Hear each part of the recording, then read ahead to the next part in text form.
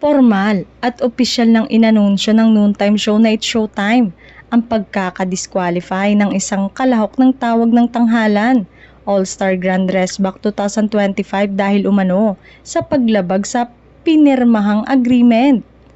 Mababasa sa Facebook post ng noontime show ang opisyal at formal na pagtanggal kay Marco Adobas ng pangkat alon. Ang mga kalahok sa tawag ng tanghalan ay may pinirmahang kasunduan bago magsimula ang kompetisyon.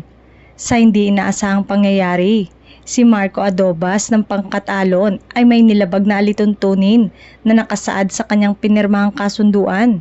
Dahilan para siya ay madisqualify at hindi na magpatuloy sa kompetisyon. Mababasa sa post. At dahil sa mga mabibigat na paratang na inilathala niya sa kanyang social media patungkol sa kompetisyon at sa programa ay may posibilidad na masampahan siya ng kaso. Dahil din sa pangyayaring ito ay napagdesisyon na ng programa na siya ay palitan upang manatiling kumpleto ang bilang ng mga miyembro ng pangkat na kanyang kinabibilangan. At ang piniling kapalit ay walang iba kundi si Arvery Lagoring. Samantala, inulit naman ng host na si Navong Navarro, Jong Hilario at Vice Ganda ang nabanggit na anunsyo sa mismong show. Ayon naman sa mga netizen, nag-ugat daw ito sa malisyosong post ni Marco tungkol sa cooking show.